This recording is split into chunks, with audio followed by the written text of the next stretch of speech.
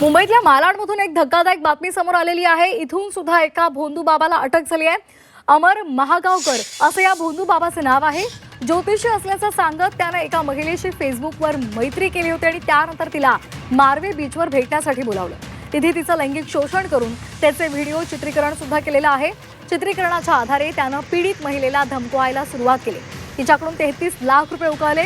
अखेर पीडित महिलेनं पोलीस ठाण्यामध्ये धाव घेतल्यानंतर पोलिसांनी त्याला अटक केली। त्याच्यावर बलात्कार आणि खंडणीचा गुन्हा सुद्धा दाखल झालाय।